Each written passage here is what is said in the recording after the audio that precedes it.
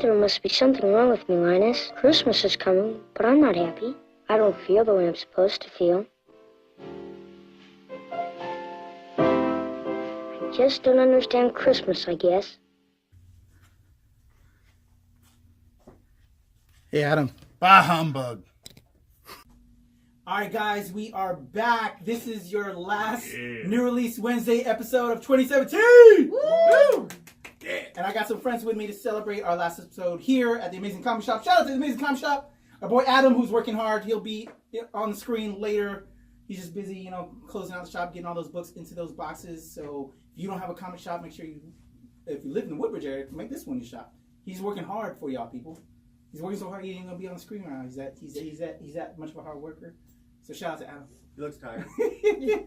But this is your NRW for December 20th, I think, is our last episode. We have one more week, and then it's Christmas, and we're all gonna be hopefully enjoying some eggnog or whatever if y'all enjoy eggnog. Some spiked eggnog. Also, happy Hanukkah to those of us who celebrate. Keep the Han in Hanukkah. Keep the Han in Hanukkah. So let me introduce some of the fine folks we have. We have some of our regulars at first here at the Amazing Comic Shop. Not quite Agri Cosplay. Our 5K people right here, Red and Brandy. They get the most views of all of us. So these are our superstars. And Giano, Raptor. I'm just here. He's here. He's a little upset because they killed his character. So anyway, we're gonna have a proper send off later. And I got my man CY in the house, Commodore Shinra. CY in the house, my man. He's helped me out a lot this year. I'm so thankful for you, brother. Through all the conventions we did this year, you've been a great help. I can't appreciate you more. Thank you, bro, for coming out. No problem. Elliot Merker in the house. This man is getting ready to graduate, people. Give him some love. Thank you. About to be in the real world now. Yeah, good things coming on all sides. Can't wait. Excited. Oh, and you've seen her on the show quite a bit. One of our fantastic reviewers, Alicia G, is in the house, y'all. Wonder Bread. Yeah. So thank y'all for coming out. Some of us wearing our ugly sweaters. Some of these other guys in here don't know how to throw down on the best they got. Well, the gals did. They don't make Hanukkah ugly sweaters. I'm sorry. Blame Walmart. Walmart, come on now. You can blame them for everything. Yeah. It's our last show of the year, y'all. Hashtag blame Walmart. Before we get into the rest of the stuff, where we have been up to, are we all ready for this Christmas that's coming up next? I've been ready since like November 30th. And I am on Prime. another level. At least you're one of those strange people who's ready before. No, this is the first time actually. Right. This is a freak incident. It probably will never happen again. We're never ready. Never, yeah. No. I've been, as you know, planning with this stuff. When I put this together today, some of the final stuff. It's Christmas.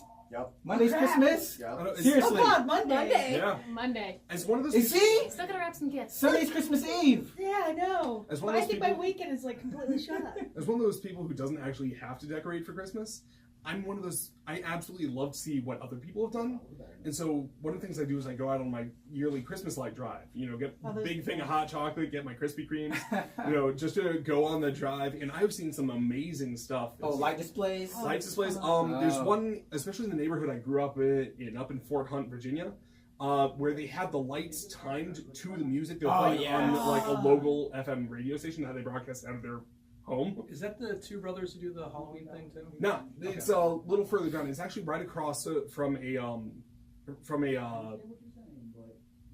clinic for hospice. Yeah. And so he started it, from what I understand, he started it as a way to cheer up the people across the street. Nice. But it just spiraled out of any recognizable control, and it's just one of the most grand light scenes you'll see. That's the way. But then if you're the one that's living across the street and you're trying to go to sleep, Well, that's the and you have to see this display going straight through your not to be window. morbid about it, but you've got the hospice center and you've got the graveyard, so I don't think the neighbors are going to care too much. Actually, funny story in my hometown, Yeah. Normal, Illinois. There was a house that started putting up Christmas decorations to the point of paralysis. Like, there's like 150 different ornament things out in their lawn. And it's brightened up. You can Google it, look for the house on Hovey Street. The people across the street got so pissed off. Yeah. They did it in return. And they don't take theirs down until about 2 weeks after. They just wait for 2 more weeks. Spike Christmas decoration is the best Christmas decoration. The gun the holiday because, wars like, have. you gotta go big or go home. Exactly. Yeah. But I don't have a place where I can actually decorate the outside, and if I try to decorate the inside too much, my cat gets murderized and takes it all down. Yeah. Like just big black saucers, and then we're finding Christmas ornaments in the kitchen. So are you guys into the Christmas light fights? Are you all about it? Are you? It's fun. It's fun. It's fun to Oh, they're great. What do you think of the blow up trend nowadays that you see? If it's tasteful. I feel it depends. I like the giant snow globe ones because those are actually kind of cool. But like, if you got, I'm not sure. It depends on the ones. Like if it looks good blown up, yes. I may have attacked a few of them in my youth. Oh, so you're the ones my family has to blame. Because we used to have them, and then teenagers would stab them. There's not much to do in the Midwest. Exactly. You got to invent your own fun. Exactly. Every time you get done knocking over some cows and stealing some corn, you stab Christmas decorations. It's okay. See, my dad's side of the family is all Midwest. And they had to invent their fun. Exactly. That's where Celtic comes from. Yeah, it's one of those things where you were lucky. You were lucky if you were born a boy because at least then you had something to play with. Oh. All right, I'm gonna quickly transition that one. As is with Christmas now, it's become a Christmas tradition. We have a new Star Wars. I'm not gonna spoil it for those people that haven't seen it yet. But Star Wars: The Last Jedi. We're gonna talk a little bit about that in another segment here on the show. But what do you think now that it has become with the new films, Force Awakens, bringing it back, Rogue One, like last year, was the Rogue One last year? Yeah. What do you think of now Star Wars becoming part of your Christmas tradition? And also becoming part of your Christmas displays, because there was an AT-AT that I almost bought for the front of my house with like Christmas lights that adorn it. So it's not going to be a Christmas tradition because it? it's not going to be. The next movie is the Han Solo movie, and that's coming out in May. It's not coming out in December. Okay. And the next episode isn't until 2 years from now. So we're not going to have Star Wars next Christmas. Oh. See, that's they bring in, they just steal it. That's going to be a sad Christmas. Unless they push the Solo movie. They did that for Rogue One. Rogue One was originally supposed to be. They need to push the Han Solo movie back. We can wait. We can wait. Don't get me wrong. I'm one of the biggest Star Wars nerds you will ever meet. Like, my nickname's the Wookiee people. You can't get much more Star Wars than that. You're all decked out. I'm right. I'm a Mando Merc's auxiliary. I dress up in my Jedi robes. I'm the freaking Wookiee. But I will say I don't like it. You don't like Star Wars coming Christmas? No. And here's why. I'm Jewish. There's only so much you can do on Christmas. And it has been Jewish tradition for years that the only things that were open were the movie theater and the Chinese food restaurant nearby. And what I've been noticing is that when the big movies come out on Christmas, all of a sudden, the nice big empty theater I had as a child is filled to the brim. I can't get seats anymore. And all of a sudden, people are attacking my Chinese restaurant too. I can't get a seat in my own damn counter holiday. Oh my God, I love that you're speaking out on this. As being Jewish on the show. Like, seriously, this is an issue for me. All of you, spend more time with your families. Oh, I do. Spend Christmas together. Leave the movie theater to me. See, what if we don't have family? Yeah. Then you can come with me. Okay. So the moral of the story is, then you're part of my family. To the and you're Jewish. Celebrate Hanukkah and the lonely people. See, for me, I always kind of imagined Christmas is like a second Halloween. Let me explain. You dress up in an outfit that you really don't kind of want to wear to go somewhere to get treats. Am I the only person that likes dressing up for both? I have no issue dressing up for Halloween, but to be honest, it's a whole different costume for Christmas, and it's all the same thing. So yeah, I definitely agree with you. Leave the movie theaters alone. Leave the Chinese place alone. Go spend time with your family, because that was my holiday tradition, was order Chinese food, do the dishes. So. And alternatively, just marathon something stupid on Netflix. Marathon bad Christmas horror movies. Yes. Well, I'm just gonna watch Krampus. Or Die Hard, because Die everybody Hard, claims Die Hard now as the Christmas movie. Christmas film scene comes through the fall off Nakatomi Plaza. And it's not New Year's Eve until I watch the Poseidon. Exactly. Yeah. I think that's a perfect way to end this segment, y'all. And hear our Star Wars review. We're also going to talk Marvel and the DC and not DC merger, Marvel and getting the Fantastic Four back with Disney and all of that. The Fox merger with Disney and all that. Fox and Disney. As well as our best of, worst of list of 2017. But before we go into that segment, speaking of Christmas lights and Star Wars, there was this awesome video that I saw online that I want to present to you all now of a Christmas display that also accompanied it with Star Wars and EDM style. It's really cool. Check it out right after this. Boom. You don't know the power of the dark side.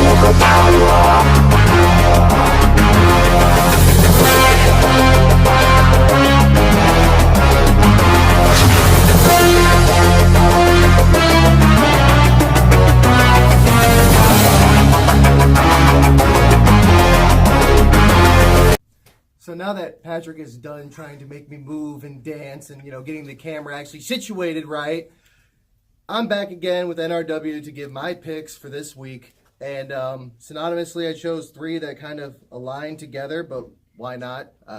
It goes with the accoutrement that I'm wearing today. So first off, I'm going to start off with Batwoman number 10. I'm very much so enjoying where they're going with this arc thus far. And I love that they've integrated Scarecrow into there and showing that Batwoman not only is a strong character in her own right, but also has a strong mind enough to break through Scarecrow's fear toxin and turn it back on him. So really excited to see how this one comes out. Put that right out there. Next up is, last time I spoke about how Tim Seeley was leaving the Nightwing comic with issue number 34 with my boy Raptor in it, and definitely shed a tear reading that comic. But we're back with issue number 35 with a new writer and with a new villain known simply as the Judge. I am terrified to know how this is going to go, but I've been very much so enjoying everything they've been doing with Nightwing since Rebirth, and I'm glad that they're finally giving him a spotlight, his own villains, and his own life outside of the shadow of the bat, if you will. Points if you get that reference. And lastly, speaking of the Batman, we're going to go with issue number 37 of Batman, a date that's, 70 years in the making, I believe, between him and Catwoman and Superman and Lois Lane. Now, it's still strange to me that they're finally bringing an engagement between those two into canon, and now it's completely unavoidable. It's in our faces, and the dichotomy of it all has been very fascinating to watch. It's been very amazing to see how it's written. Let's hope they don't drop the ball on this one at all, because I really like where it's going, and I hope it's just as awkward as it should be with every first double date that anybody goes on. If people still do that thing, I don't know. I feel like maybe it's all just done in a chat group these days. I'm old. Excuse me on this one. But, so those are my 3 picks for the week, and I guess we'll see what happens. So, all right, guys, this is Patrick, and these are my picks for your NRW of December 20th, 2017. First up, I have the return of the Fantastic Four, supposedly a little bit, at least half of them. Marvel 2-in-1, Fantastic Four, and the Human Torch are back. We're seeing them together again because, the Fantastic Four have kind of been pushed to the side to make way for all these other crazy storylines that Marvel's doing, and you've heard me talk about that before. Who knows what's going on, but yes. And we're going to see what's going on with Torch and the Thing. I'm kind of excited about it. I love 2-in-1 from the past. They're like one of my favorite books from back in the day. Had a lot of cool, fun stories in that where we got to see those characters interact with a lot of different people. So it's cool to see that back. That's one of my picks. Marvel 2-in-1, number 1. Torch and Thing are back. Marvel, what are you going to do with the Fantastic Four? Because I'm very curious. You've been stumbling on that one. So, next up. Quantum and Woody, speaking of two people, twosomes, Quantum and Woody from Valiant Entertainment, written by Daniel Kibblesmith, who I interviewed at New York Comic Con. He is one of the writers on The Late Show with Stephen Colbert, an awesome guy. Can't wait to see what he's going to throw down in Quantum and Woody, who are one of the weirdest teams you'll ever find on the planet. 2 brothers, one's adopted, and their father's a goat, and they were in this weird accident where they were granted superpowers, and they have these armbands that they have to clang every 24 hours to stay alive. And if they don't, they're going to die. So when you have 2 brothers that don't exactly get along and they have to clang these things to stay alive, it's very weird. And when one brother knows the secret about the other brother's real birth father, not the goat, that's going to happen in the first issue. And that's going to be a weird, crazy thing that's going to happen that I'm very curious what they're doing with this. It's one of the most wildest teams you've ever seen, but it's a lot of fun. It's being illustrated by Caylo, who's an amazing artist. There's a lot of crazy cool covers, and they're going back to the 90s with, you can see these funky little designs on them. They're going back to all the crazy kind of cover madness that 90s comics did, and so it's kind of funny, it's kind of hilarious, and I'm excited about it. So check it out, Quantum and Woody, number 1, Valiant Entertainment. And last but not least, and again, I have a bunch of other picks because they actually dropped quite a few comic books this week that are really cool. So check out our NRW Twitter and our Facebook. I'm going to give you some of those other bonus picks. But going to my top pick, a book that I'm really excited about, being written and illustrated by Ed Piskor, who you know from the hip-hop family tree. Y'all know I'm a big hip-hop guy. he has come to Marvel to throw down on the X-Men with the X-Men Grand Design. It's dope. He's essentially going to give you the narrative history of everything that's happened with the X-Men. And if you've been following X-Men, there's been a lot of wild, weird storylines, and it's just been crazy how it's all kind of come together. And he's going to bring it to you. And Ed Piskor, who's been a fanboy of comics and, you know, along with the Hip Hop Family Tree, he knows his history, as you saw with Hip Hop Family Tree, and being a fan of comics and kind of combining that too that he did on that title to now bringing that over to the X-Men and kind of give us all of that history is super exciting. I'm super thrilled. I'm like, I may have to read this and say F you to everybody else here at the store that wants to do the rest of the show, because this is going to be dope, and I've been waiting for this. And oh my God, just look at this. Sorry, everybody. I'm going to go read this. Those are my picks, y'all. I'm out of here. Bye, y'all. Alrighty, guys. Adam here. New Release Wednesday. You know the drill. Hopefully everybody's being nice and entertained by our lovely guests today. Because, you know, we have Christmas coming up. Or whatever you celebrate. Just deal and enjoy the holidays. And we got new year coming up. Let's go better for 2018, 2017. Love each other. Sure, love each other. Just be nice. Do unto other, the golden rule, people. All right, but now we're going to kick it off with some comic picks. So my number 3 pick this week is going to be Tales of Suspense, number 100. 1 of 5. That's what I did. So it's a 5-issue miniseries, and we all know that the Black Widow is dead. No! What? See, we needed extra quotes for that. So, yeah, she's so dead that we're sending 2 secret agents to go find out how dead she is. So we got Bucky, and then we also got Clint running out, trying to figure out a little more with what's going on with Natasha, because, I mean, obviously they're both missing their former love interest. So maybe we'll get a nice little fight between the two of them, trying to figure out who she loved or loves more, but we'll never know. But I'm looking forward to see how this pans out. With a 5-issue miniseries, I feel like I'm not getting too invested by picking this up, and I'm interested to see how it's going to end, because I find that these little series that have a definite ending, they wrap it up better instead of just dragging on.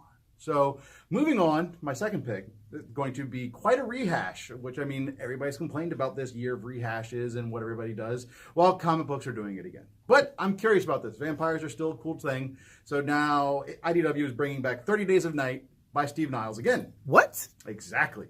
I love the old movie. I never read the old trade, so now I'm curious to read this.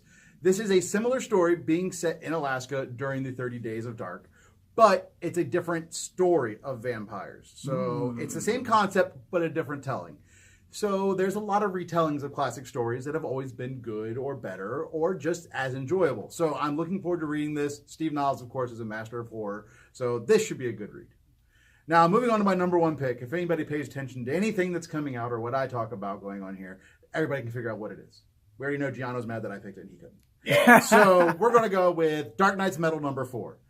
This book, I mean, they are constantly changing the DC universe so much in the past several months that I don't even know what's going to be left when the dust settles. Will we have a DC universe? Is it going to be a new universe? I mean, what the hell?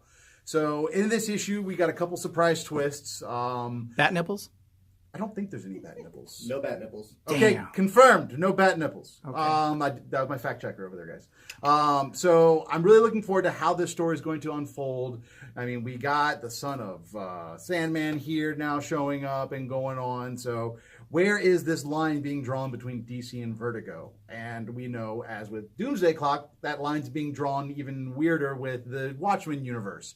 So are we just going to have, like, the reverse of the Crisis, which we kind of did a while ago? But I mean, I'm interested to see how these worlds that never knew they existed are now going to interact. So that's my number 1 pick this week. Come in and check it out. Again, it's Adam with New Release Wednesday. Boom! All right, here we go. The dreaded Star Wars The Last Jedi conversation. Because since it debuted, since our last episode, we've seen it, and the rest of the world has seen it because it did blockbuster numbers on Thursday. And well, most of the world, except for the world that's involved in this filming. That's true, because we have a lot of the people that are here tonight hanging outside the shop right now because we don't want to spoil it for them. No, because it's cold and we want them to freeze to death. So it's caused a lot of controversy. Yes. Since it debuted last week. And we don't want to spoil it for people, so they're outside, but we want to talk on it. And first, spoiler alert. A lot of opinions. Spoiler. Yeah. Spoiler. And that's why we sit them outside, because we don't want to spoil it. But For me, real quick, I don't love it. I don't hate it. It's what I tweeted out. There's a lot of great moments, but there's also some moments that were like what? Yeah. Where I thought they were going to go a certain way after The Force Awakens. So I'm going to say my opinion because I really want you guys, because I think you guys kind of have some contrasting opinions. And I'm going to let it flow from there real quick and before you bring everybody in. So let's go see why. Let's throw it off with you. I thought you said you were going to give me your opinion and then I was going to contrast off it. I'm going to contrast. Since I'm running the show, I'm going to go ahead. All right, so either way. See why, start it off. So, like, initial review. It's a good movie. I don't think it's the best Star Wars movie. I think it's an issue of... And I thought it was a very Star Wars movie. But go ahead. Interject. It had good parts, but for example, the humor was in the wrong places. Star Wars is best when it has humor, but it also needs to not be a parody of itself. I think Last Jedi compares more closely to Spaceballs than it does any of the other Star Wars films. The opening bit with Poe Dameron's, putting the general on hold thing, that was straight out of Spaceballs. That was not the way to open a Star Wars film. I give you that. And unfortunately, even if that was the worst of it, it's how it opens the film and it sets the tone and it gets your expectations in that area. It was a bad way to open the film, in my opinion, just because it was tonally different from everything else that we've seen in Star Wars. It didn't have any of the, like I said, Star Wars has humor, but it's situational humor. It's humor from within the universe, not from outside the universe imposing itself on it. The whole call waiting scheme is not something you would expect from military professionals in Star Wars, for lack of better words. You're using the word Poe and professional in the same sentence. You need to stop that. Well, yeah, it gets to the other point is the entire Poe Dameron plot in that film is pointless. It goes nowhere. From what I read, a lot of people felt they turned him into an asshole. They turned him into an asshole for the sake of whatever the hell they were trying to do. Yeah. I have a lot of problems with the way that the space battles were handled. Just I'm kind of a naval historian. I'm kind of not an expert, but I'm into that kind of stuff. And a lot of the stuff that they did just doesn't make any sense. It doesn't make any sense with the established way the technology in Star Wars works previously. Mm-hmm. They didn't really quite explain how the ship was being tracked. It's just some kind of godlike GPS system. I believe it was a flux capacitor.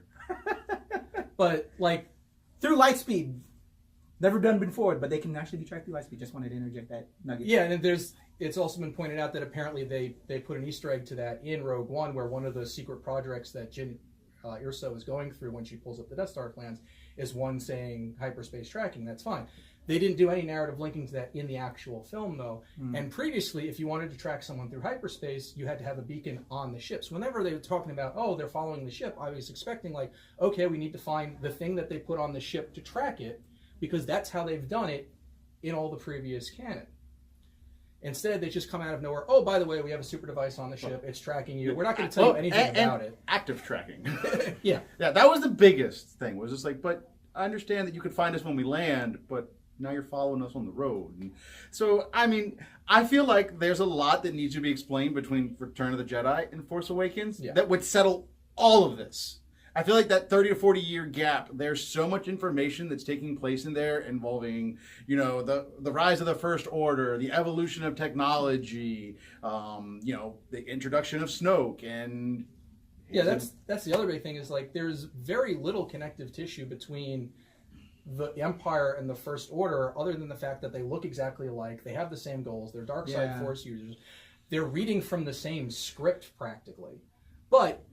who's Snoke? Where does he come from? Where did all this shit come from? I thought you beat the Empire, but everyone was there's no explanation of where the hell this came from. Yeah. It would be one thing if they said, it is the Empire, the Imperial Remnant. They were not soundly defeated. They were retreated. But instead they're trying to pretend it's some kind of successor state. They went to, none of it makes any real sense, and they don't go to any effort to explain any of it. And when your bridging material is a critically hated video game, and that bridging material doesn't and critically hated books too. Yeah. They've tried putting out books, and resoundedly the fandom has not been in favor. Referring to Battlefront? Yeah. Yeah, he's talking about Battlefront. I'm talking about the Aftermath books. Yeah, the really bad books that they put out to, what was it, the Journey to Force Awakens stuff. Yeah, that people were like, called what? Aftermath. Yeah, what is this crap? I mean, it's written by an author who's just, his writing style is You think horrible. that was the intention for the super fans? Is that that was their intention, was to be like, all right, we're going to rehash this universe. That's why they threw everything out and then said, wait, no, it's Star Wars Legend, not trash now, because there's truth in legend, as everybody knows. And also, those books are still selling.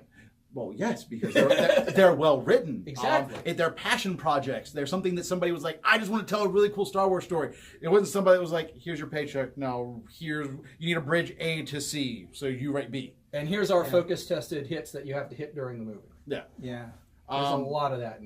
Yeah, I enjoyed the movie overall, but I do agree that there was a couple things, but I have gotten to the point to where I just go with just to be entertained. And I do see that there were some glaring plot points, but at the same time, like I said, it's not that they just didn't touch on it, so there's room for them to actually explain themselves later. I was able to enjoy it. I was able to enjoy Force Awakens, but it doesn't mean I come back out of it and just not be able to be critical of it. Oh no, that's kind right. of who I am as a person. I can critique almost anything. Oh hey, CY would be CY. But yeah, it's just I didn't love it. I didn't hate it, and so you know what, you hit the nail on the head on quite a few things. It's like they gave a big FU to like the stuff that came before. Like the other big plot point that just didn't make any sense to me is, they evacuate the cruiser onto those little shuttle transports, and they're getting away with it because they're too small to be noticed. And then somehow the code breaker from Canto Bight shows up and rats out the evacuation stuttering prick that he didn't know about. Benicio del Toro. Well, hey, there were scenes where they weren't around, so I agree. This is once again, he didn't know about it because Rose and Finn didn't know about it because they weren't on the ship and they had nothing to do with that, because the entire reason they were on that mission is because they didn't know about those transports. So many holes. Well, so here's actually the drain cover to that hole. There's that one little scene you have when Finn is racing back and he's talking to Poe and he's like, "We'll be there any minute," and then the camera cuts. We don't know if that was the end of the conversation. But that could have been like Poe saying, "Guys, you need to hurry up and get back. This is what this dumb broad's doing," and then the code breaker just sitting there just going, We shouldn't have to make up excuses for things that the movie. You're right. That was probably something where it was left on the cutting room floor. Yeah. Which I think that was my overall thing, is I felt like they tried to tell too big of a story. Yeah. And some of that too big of a story is just throwing in useless side stories, but at the same time, the overall theme of this movie was failure. And that's what they just kept hitting us over the head with. Hey, look at these guys fail. Which, I mean, that's reminiscent of Empire, too. So, it's just... I think that was what left a lot of people... And that's also what the director, I know, was he was like, film. he wanted to he did kind of want to throw mud in the tradition of Star Wars, of like, the brash hero that just runs in shooting doesn't always work. So, I'm fine with Poe not having a crazy plan that single-handedly saves the Resistance or all that stuff. It could have been handled better than it did. Yeah. And they also missed an opportunity for him to say, "Don't tell me the odds." Yeah. There was no, I have a bad feeling about this. This is the first Star Wars movie without that. Yeah. But just like that scene with 3PO telling him, it was a perfect opportunity for somebody to say something. And that's the kind of fan service we need in Star Wars. That's it. The handling of Luke. I liked the training sequences. I liked the backstory. I liked and the Rey origin, all of that. I'm fine with all that. But then when we get to the end of the movie, I liked that he faked them out with the Force projection. I don't get where he suddenly dies. Like, there's no real explanation. Giano, I told you to leave. There's no real explanation for that. There's no real justification for it. He does this Jedi thing. Yeah. He's fine. He looks at the sunset, and then his cloak fades. And like, the only theory I've heard on that is that what he did was so intensive on his body that it literally drained him of all his energy, and that the concept of becoming one with the Force is literally just that.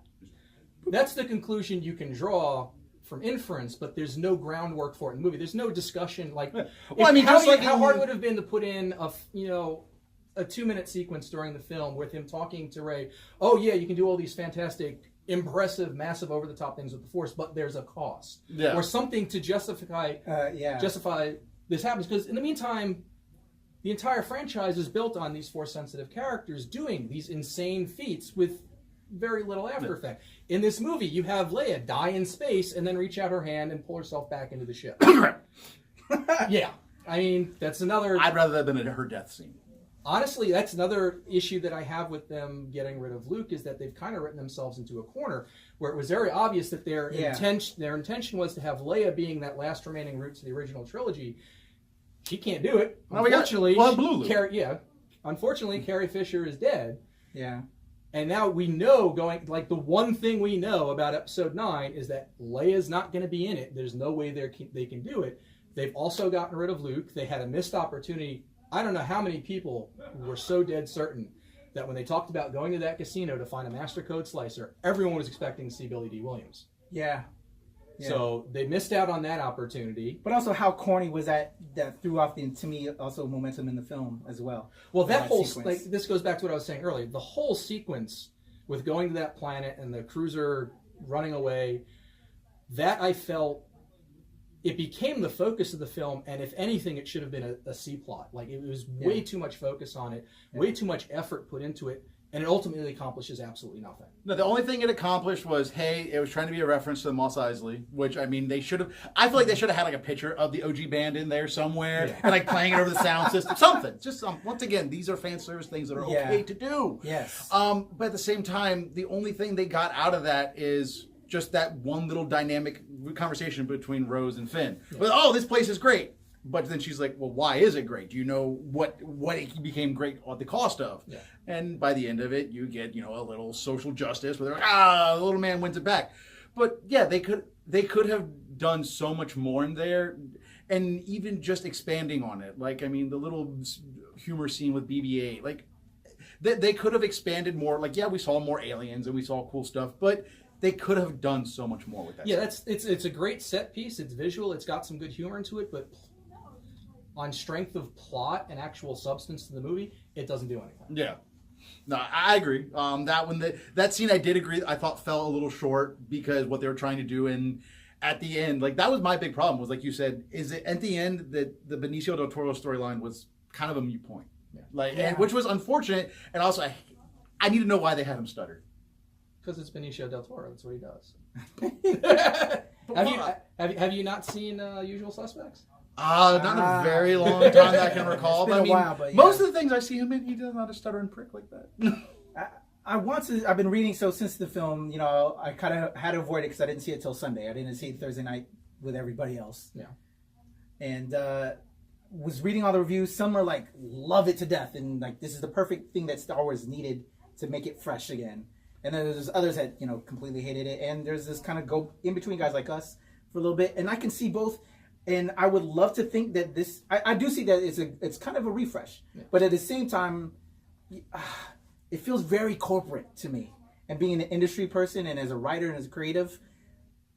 Well, that's why there were so many cute animals. Because Disney said, what can we turn into a plush? And like I said, that's also so corporate for them to extend out and make money. There's a lot of individual moments that are very obviously focus tested, but the connective tissue between them is very weak. Yeah. And that's new for the franchise. Like, Force Awakens had that connective tissue. The original trilogy had that connective tissue. This one seemed very Disney. Very, we want to market these things. We want to be able to sell art books. We want to be able to sell dolls. We want to be able to sell toys. We want to sell plush toys of, all these little adorable things. So with that said, I want to say that this is maybe a bridge that gap film, and we are obviously going to get a very Disney-esque film for the next one. I think that's what we're going to get. Well, we might not. So I'm hoping and Disney does pretty good films, so I'm hoping the next one will be a lot better. This was just, they had to kind of move from the past into the now, which they really hit over the head. By next one, do you mean the Han Solo movie, or do you mean Episode 9? Episode 9. But I also think Han Solo will be moving past it too, because these solo movies are, in their, what they're trying to build up. Yeah. Episode 9 where they have to kind of be in the wheelhouse as these films. Episode 9 is going to be done by J.J. Abrams again, who did Force Awakens, and the only thing he's wanted to do with his life is make Star Wars movies. Right, so it might hew back towards the original. And as I tell, J.J. Abrams is one of those creators that at least listens to his fan base. He doesn't do what they want them to do, but he'll listen. As a Star Trek fan, I politely disagree. I will take that. Honestly, Star Trek and me, we don't really care. I enjoyed the Star Trek films that he did. You can enjoy them, but they're bad Star Trek films. Oh, here comes Giano. All right, guys. Any last words on The Last Jedi? Because I know that our friends are out there chilling. Literally. It's not Hoth out there or nothing. They sound like they're having a great time. Let's go for any other moments? Because there's. Yes. What does pork taste like? But I think a lot of people have already kind of put out. Are we having pork nuggets? Oh, did you not enjoy that scene? I love So it. were you okay with the porks when they finally introduced it? I thought it was cute. I mean, they were again very marketable, very. Disney. I thought it was overdone a touch. Because a little too much. Because same with the random island inhabitants that show up halfway through the film with heads? no further evidence. Yeah, the frog people. Yeah, the frog people who just that are was randomly weird. There. Yeah, after what 20, 30 minutes of them being on the island with Very no true. evidence of their existence. And then the blue milk is that the green milk? Green. That was green. Greenish blue. It was green, referencing the blue. Yeah. That was the. That was a reference back to the old Mos Eisley stuff. That was crotchety old Luke Skywalker. I was fine with that. I love crotchety old Luke. Yeah. Like I said, I don't have any huge problems with the whole Jedi training sequence, other than, like I said, the random island inhabitants that show up halfway through the sequence. Yeah. Now, see, that's where I need more. I need to know more about Luke. Like, why was Luke there? And I understand. And of course, we have Caylo's version of the murder attempt, and then we have Luke's version of the mercy killing. But I'm sure the truth lies somewhere in the middle. What happened to the Knights of Ren? All of that was. Well, that's really easy. Those are the chitlins that he ran away with. Yeah, but where are they? Dead. There's a lot of holes, man. Yeah. Like, or the big one that I'm just going to put the Snoke thing. Fucking Snoke. Like, come on. I love how he died, though. That was cool. I don't, because they already established that people don't die that way in the Star Wars universe. Yeah, they do. No, Darth Maul did not die. He got spider legs and ran away. Because he just got cut in half. Are we talking about Clone Wars? Yeah, we're talking about how he got cut in half. And last time I checked, there's some good stuff down there, but vital organs are from the waist up. Clone Wars is canon. And he showed up on Rebels too. So yeah, he had spider legs. It should have only been like half though. But then when he saw there was different segments of the body elsewhere. Like so, he had a couple of different lower bodies in Clone Wars. So that's why he starts off with the Snoke body, thing. the death. Oh, when you saw other shots of it after that end sequence and they're battling together. Yeah. How do those Praetorian guys though? I like the Praetorian guys. The red. Oh, we have Giano. I have a question for you guys. There's an opinion about Snoke going around when people are paying attention to a lot of the accoutrement that he has, and one of them is they noticed one of the rings has the same symbol as one of the four sages that started the Galactic Republic. What's your opinion on that? I heard people theorizing that he was Darth Plagueis or whatever. I've heard he's Jar Jar Binks. I've heard so many Snoke theories. I don't care. I want. They've been snoked. Yeah. No. I did it. But no, and then you have the Aftermath books which say, oh, they're going to explain how the First Order rises. Has nothing to do with Snoke. And on top of it, in Force Awakens, they very clearly set out to point out that Snoke is not Sith nor Jedi. Yeah. But in this one, he is sure as fuck Force adept. Yeah. And last time I checked, Force lightning is a dark side trait. So it is possible to have Force affinity and have skill in the Force and not be strict Jedi or Sith. Those are like religions compared. Yeah. Well, yeah. Is he leftover Bantu? I mean, it's like how many dark side Force wielders we had, and even in like actual canon, who were not Sith because you only have 2 Sith. Yeah. Which is actually something I'm looking forward to them doing, because one angle I've heard is that maybe they're trying to push the Star Wars into the gray area. Like Luke said, it's time for the Jedi to die. Yeah, there was a lot of speculation that his discussion of that and all the talk about the Jedi ending was that assigning yourself. Luke was going to kind of go to a gray area and bring Rey along with it. I'm not sure that's how it's going to go, because the original expanded universe tried doing that, and it didn't go well for anyone involved. But Rey, so far, I think that's why they might have set her up with that one, the crossing to the dark side so easily, scaring Luke, but coming right back. Yeah. I think they're trying to set that up as far as that's the direction they want to go in, they can. Mm-hmm. Because, I mean, that is something I've always thought was interesting. As we said, Rebels, they introduced that character, the Bantu, that essentially says, I don't act unless I'm acted upon, so therefore I am neutral. And he just lets the Star Wars universe balance itself. So, I mean, I'm curious with the direction they're going to go, but I felt like this movie just gave us so much more story they could tell. Yeah. Which I'm okay with that. I'm fine with them giving you more story to tell, but the story you're telling still has to be relatively self-contained and self-sustaining. And I don't think this movie was. And I agree with that this movie requires so much more back-story. Like, now, which is ironic, I've seen so many non-Star Wars fans, or people that never watch Star Wars, say, this is the movie that got me into Star Wars. And I'm like, how in the flying fuck did that happen? I have one last question to put towards you guys, actually. Because I mentioned a lot of things being left on the cutting room floor, a lot of things not being acted upon, although they could have been or should have been or cut off. Do you think that this Star Wars film is falling under the same meta that a lot of films this year have, where they give you just enough and then save it all for the DVD for the deleted scenes, like they've been doing with a lot of DC films? I don't think that there's a bunch that they're going to give us. I think they gave it to us all. No, things got cut because there's the movie was long. this movie was the longest one. 2.5. Yeah, it's about 2.5 hours. But I don't think A New Hope was 90 minutes. I think Force was 2:45 or something like that. 2:40. But I mean, it's 2.5 hours is about the longest that they'll let a movie push these days. And no matter what gets cut from the movie, they want it shorter than that because they're apparently very, very concerned that people are just going to walk out in the middle of the film and that's going to be bad for it. I don't quite follow that logic, but that's what they say. I'm more worried that people would go, not walk out. Like, who walks out? Unless the movie is absolute dreck. Yeah. But if it's a movie that you really, Star Wars, it's very few films have done it. You've got stuff like Godfather, you've got stuff like Patton that have gone into the 3-hour realm. They tend not to be good mass market approaches for building a new franchise, but for an existing franchise, I think people would sit in their chair for a 3-hour Star Wars movie. Oh, yeah. definitely. And I don't think they're saving this for the DVD yeah. to force the sales to get additional content. I don't think they do that because Disney is very conscious, I would believe, of critical reaction to things because you have to remember outside of their whole involvement with Star Wars, they're also involved in Marvel and they're also have their ongoing thing with DC, and DC has gotten nothing but dragged over the rails for how critically bad their movies have been, even though they're making money. Yeah. To the point where even though they're making money, they are drastically realigning how those films are working because of how bad the reviews have been. Good thing they have Flashpoint. All right. Well, to speed things along, because we still have those people outside in the cold, real quick, what do you want to see happen in the next film? With what we have, with where we got left off, I just need more information. I feel it's kind of rebooted. I don't feel that they rebooted now. No, I don't think they rebooted at all. I felt like they just set the perpetual motion of this is what this story does. That we're at the bottom, it's going to work its way up, and it's going to fall back down. But at the same time, I need to know more information of how they got to this point. Like, I just want to know more. That way I have a reason to feel vested besides the fact it's just Star Wars. I mean, if we go back to the point, if this was a very first movie for a franchise, there's just so many questions that you're going to be like, God, do I even care to find out all this? But since we're already invested, we're theorizing and speculating. Which, I mean, if that's what they were going for, they're getting people talking about it, which, I mean, that's good. Yeah. So, either way, I just want more information. All right. That's all I want. See why? I could give the really pandering answer that I want the next episode to open with Luke waking up, realizing it's all a bad dream, and it start with an adaptation of the Thrawn trilogy.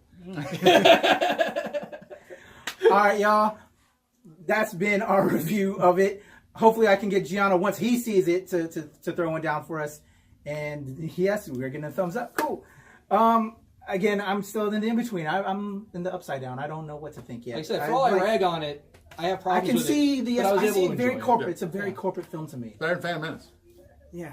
Low bar, but yes. Hey. All right, guys. Let us know what you think in the comments below. Thanks, y'all. All right, guys. We are at Painted Visions Comics, Cards, and Games. Shout out to Adam. Woo! Woo! Yay. Final episode of the year here at Painted Visions, and we are going to give you our best of worst of 2017 list. In pop culture, I got my man Elliot, I got my girl Alicia G, I got Brandy, I got Red, I got Giano, aka Raptor, in the house, and we are still, rest in peace to Raptor. We are sad. All right. Best of, worst of moments of the year. Let's hit it off. Best of, worst of for the comic book world. What is your best of, worst of comic that you picked up this year? Well, I can definitely say, and I almost hate saying it, but the worst for me was Civil War II. Ooh. When they said they were announcing and they were going to go into it and it was going to shake things up, I'm like, okay, I read Civil War I. I loved it. I loved everything they did with it. Let's see what happens. And then what it hit us with was dumb. Like, it was a mix of half-assed fan service and a shoddy story that served seemingly two purposes in my eyes. Kill Rhodey, put Tony in a coma. That was literally the only thing it accomplished. Okay. And I didn't care for it. I thought it wasn't the best it could have been. There's so many other directions it could have gone in that would have been a lot better. But it teetered on going too meta for itself, even though you had a Inhuman with precognitive abilities. It metaed upon itself, if you will, which is the weirdest statement I've ever heard in my life. It meted all over the place. Oh, yeah. Just all up in the face. All in the face. That's the meta shot. Not the hair. But on the flip side with comics, though, the best thing I've read thus far, and I'm going to go a little obscure on this one, was the rebirth and bring back of Ragman. The reason being is because the Ragman character is so dynamic and can cross so many different spectrums, not only being an inhabitant of Gotham, but being able to roll with anybody that's on the magical side of things. There's so much behind the character of Rory Regan that I'm so happy to finally see him back and actually being put to a good use. I've been keeping up with the comics they've been going, and it makes sense because they took him from being just, random bloke to somebody who has been through the military, who has seen some of the hardest things ever, watched his whole team get massacred and somehow had to survive it. So you got survivor's guilt, you've got his teammates stuck inside of the suit of souls, and demons coming out of nowhere just smashing him to pieces right out the gate. And he's just trying to wrap his brain around it. I love the dynamic of it. It's very well written, very well illustrated. I love the new design of the suit. Looks dope when I saw some of the solicitations. I can't wait to check that one out. Who's up next? Who wants to throw a best of? Elliot. All right, so best of, I got too many to count. So all I'm going to say is it was a great year in comics. Okay. Worst of, Donald Trump comics. I don't need to get political. Don't get me wrong. The Trump Titans. Yeah, the Trump Titans. And out this week, the Trump Christmas. It's one of those things where I don't like feeding trolls. And I don't believe our president reads comics. I certainly hope he doesn't, because that would turn me off of it. Assuming he reads. Yeah. True. High five! But all I'm saying is that it's exactly this sort of presence that feeds trolls and egos and makes them more willing to engage on all the wrong levels. So I'm sure that these parodies, and they were parodies, were just very well intentioned and were meant to take things down a peg, back off the political discourse a bit. But leave my comics to not Trump stuff, please. For me, I was trying to think of my worst of. Best of for me this year, Catalyst Comics Lion Forge. I was looking for another universe to get into and another group of superheroes and of color to step into like what Milestone left behind. And Catalyst with Lion Forge are doing an awesome job. A lot of their characters, Cell, Superb, Summit that drops this week. And also not only just the characters that we're seeing on the pages, the creators behind a lot of the Catalyst books are people of color. So super excited to see that. So want to give them a shout out. One of my favorite moments. Secret Weapons as a comic book from Valiant Entertainment, being the Valiant guy. Interviewed the creative team behind Secret Weapons at New York Comic Con. Thinking they're doing an amazing job. If you haven't been checking out just that kind of squad of characters, for you as a fan of Generation X and fans of X-Men, I know you're not much of a Marvel guy over there, Giano. They let me down. The group of characters that they're putting together and just from the different parts of the world that they are in that really exciting, fun comic book. So I would strongly suggest checking out Secret Weapons. Two of my highlights of the year that I can think of right now off the cuff for y'all. So, moving on from comic books, let's go. Oh, I'm sorry. Yeah. Wasn't sure if you had anybody else had one. I have one. Alicia. I think everybody knows what my favorite book of the year is since I reviewed it twice. Yeah, totally.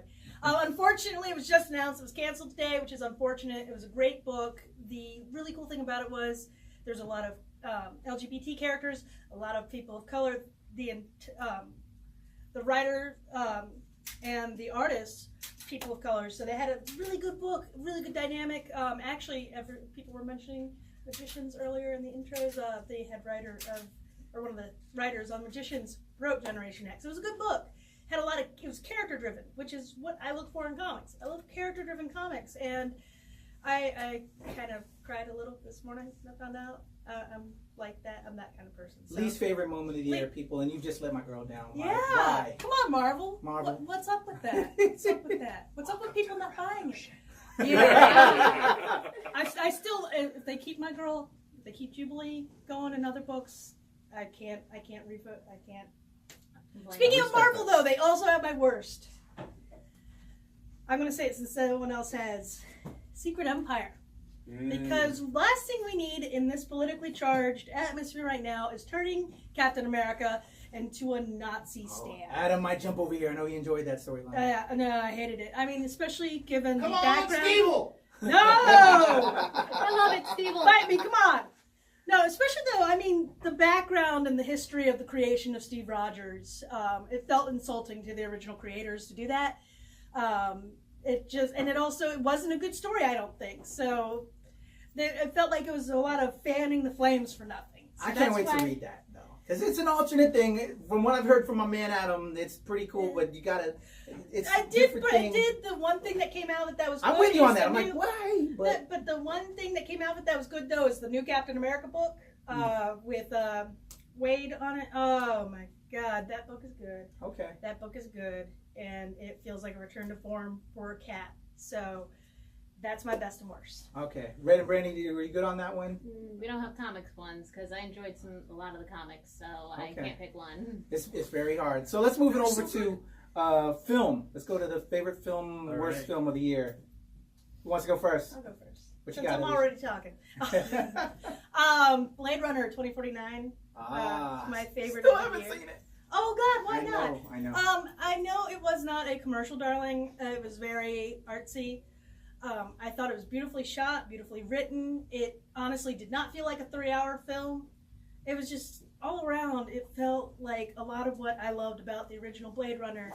And this, I come from a Blade Runner household. A lot of what I loved about it just was brought back for this new one, and it was fantastic.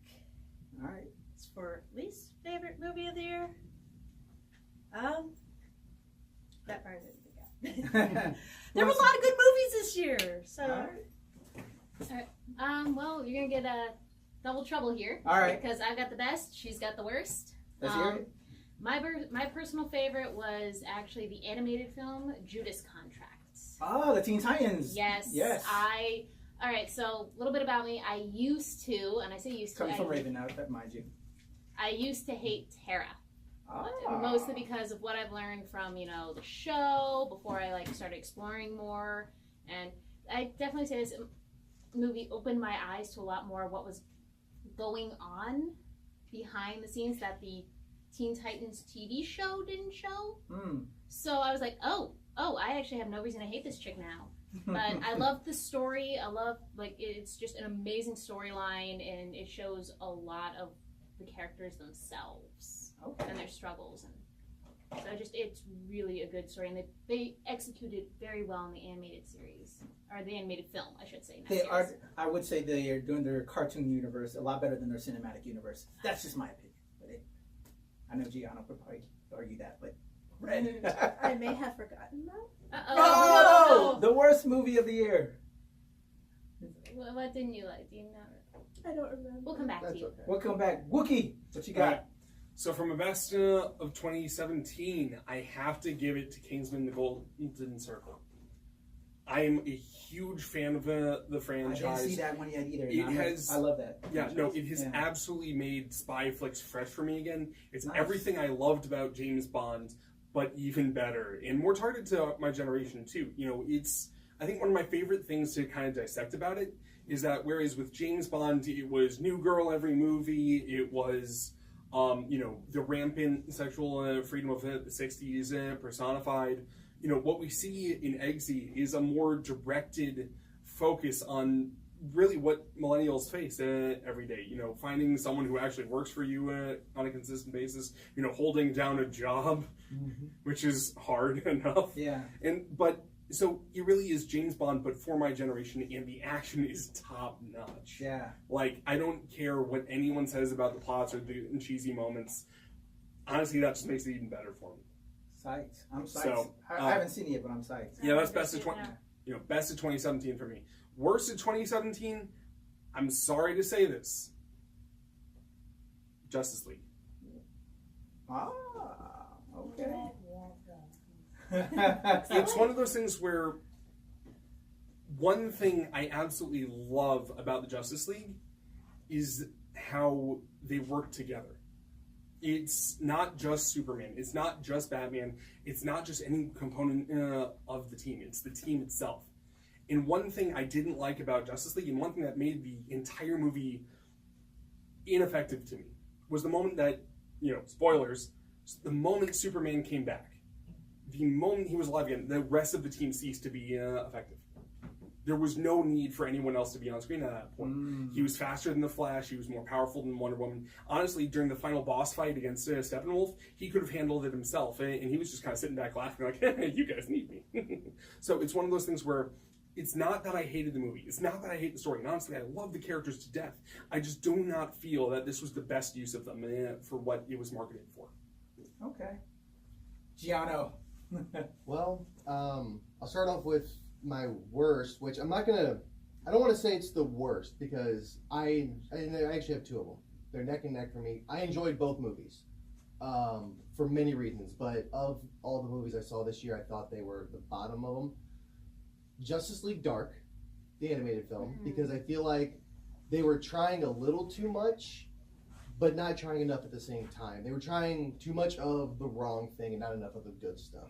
It was great to see these characters brought to an animated world, especially ones that you don't see very often, like Zatanna and Swamp Thing and Etrigan. Yeah. But I just think it was it insisted upon itself just a little too much for my liking. Okay. The other one would have to be Guardians of the Galaxy 2. Whoa! The reason why is because I felt they were trying to take the first Guardians movie, shake it up, and just go Yahtzee with it and see what could happen next. And when I looked at it, I watched it, and I enjoyed it. I laughed. Yeah. I loved a lot of the dynamics of it. I loved how the characters were, but at the same time, as a story, I'm just like, this is playing, like the moment it started, I knew the big reveal. The moment it started, I knew the reveal. And I didn't like that. Like, yeah, with Guardians, you knew they were going to get together because it was in every advertisement. If you read the comics, you knew this. But it was how they got there worked. This one, it was like the moment, if you pay attention at the very beginning, when you see Ego and Star-Lord's mom, you can figure it out immediately. If you just stare at it long enough, you can figure it out because it shows it all right there. And that was what bugged me about it. Other than that, I did enjoy it. Okay. As for the best, or I guess you could say my favorites, again, I've got two of them. Spider-Man Homecoming. Okay. Mostly, not because of Tom Holland, I hate to say it, but because of Vulture. I loved Michael Keaton in that role. He did a fantastic job. And things, as a kid, I loved the Vulture. Yeah. Because, when I first got into comics and comic book characters, a lot of them just seemed just the same thing over and over. And then I saw Vulture for the first time, and I'm just like, why does this guy have wings, and why is he pissed off? I want to know why. And I loved it. So seeing the way they modernized it was, I think, the best way to go with it. And I loved how they tried to tie it in, even if there's some loopholes in the continuities and the timeline. Still, I loved how it all came out. Now I got to counter you with the Justice League one because it was my favorite of the year. And you mentioned the dynamic of them working together as a team. And the way I look at movies, I look at them as a performer, because I was a performer for so many years. So I look at the story of the whole show. And I'm seeing how they're trying to build it up. And yes, they made Superman basically the alpha and the omega of the whole team. It's basically, I can start it, I can end it anytime I want, which is the same thing they did in the comics. All they did was they told it in a more modern way to show the importance of a character that, let's be honest, most people, me being one of them, just kind of go, it's Superman, who cares? They made him matter. Just a little bit more. Like, I actually liked Superman in this movie, and everything else, I hate Superman. So that's why it got me. The That and I loved Jason Momoa as Aquaman. Absolutely fantastic. Yes. I know a lot of people. Man crush. I know a lot of people were pissed because like, oh, he's walking around in blue jeans. It's like, so what? So what? What do you want him to be wearing? Do you really want him to be walking around? Okay, let's be honest. Most people who find him attractive want to see him walking around in skin tight scale mail to show everything. If he's wearing a nice pair of jeans, I'll be fine with that too. Let's be honest here. But at the same time, it's like you're showcasing a modernized version of the character. Everybody's still holding back to the old version. It's like, let the modern take over a little bit. Well, then I can see exactly why they did that, because they're now setting it up for its own standalone movie, which, by the way, is shaping up to be absolutely fantastic. Yes. Like, I'm an Aquaman fanboy. You know, this might become my favorite DC movie of all time if they do it right. All right. Granted, I do also say I've seen people draw a fan cast of this when they showed the first image of him from the movie, all looking walking and stuff.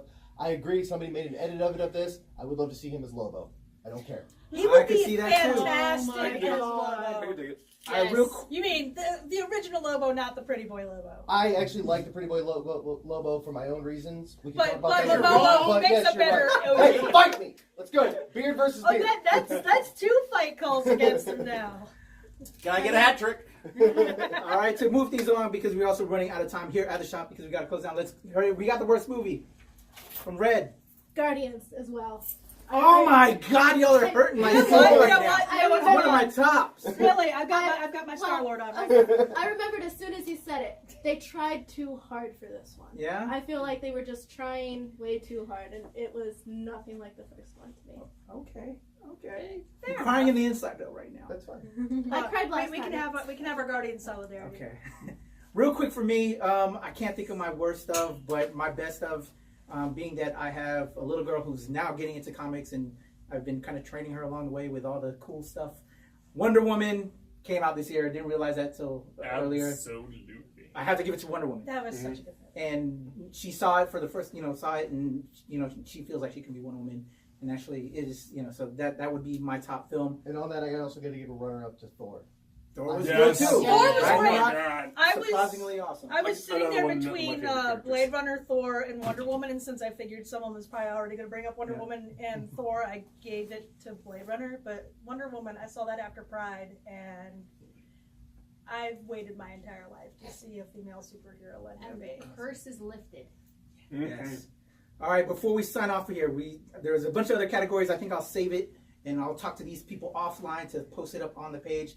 So, real quick, each one to answer this question before we sign off out of here. Best of, worst of, person of the year, whether it could be pop culture, could be not pop culture, and or moment of the year, and or TV show. To just fill out some of those other categories, Best and then or we'll worst add or that just best? online now. Best or worst or just best? Either pick whichever one you want to go with. Just do one of it, and then we'll just go down the line before we sign off. Okay. Giano. Honestly, I'm going to screw up his name because I don't watch football. Okay. But Kaepernick? Colin Kaepernick, my quarterback. I'm a football guy. I got to give it to him for, I would say standing up, but I have to say kneeling down for something that makes sense to me, because this country's been falling under a lot of shit, and the one thing everybody forgets is we have the right to almost do anything we want, and that includes doing nothing at all. All right, love it. Red. Disney taking over everything is the worst. I want to know what they're planning. Okay. She sees Global blood, people.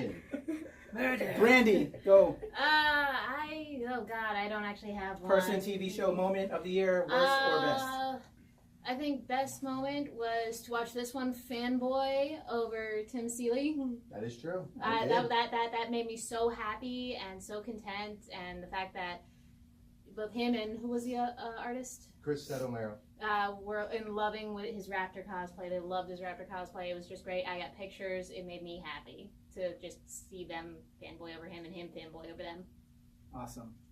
Alicia. Mine's a group of people.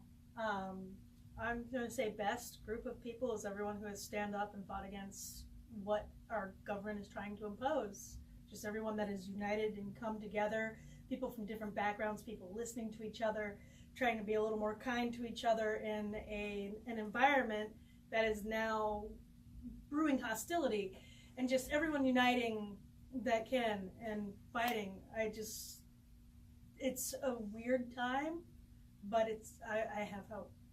So that's my best of, is everybody that's resisting. Awesome. Wookie. I actually have two. Go ahead, brother. The first is the child cast of Stranger Things are the purest things you will ever see in your life. Like, I work with kids all the time, and just the way these kids work together and the way they laugh and love life is absolutely magical. It makes me believe in humanity every time I see them. The second thing, and this makes me believe even more in humanity, is the announced partnership. It's not even, it hasn't happened yet, but it is going to happen.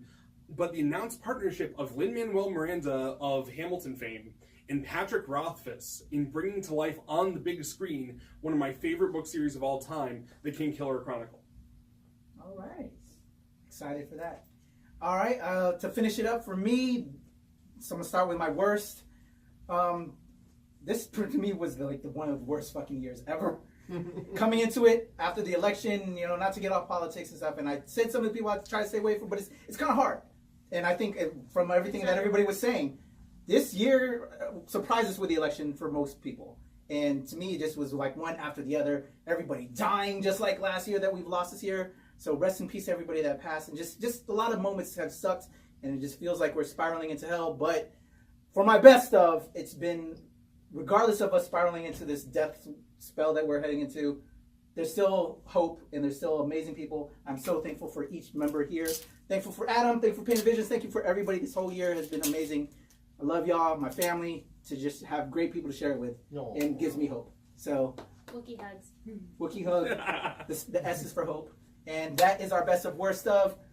Adam, Passing the hug. CY, best of worst of 2017.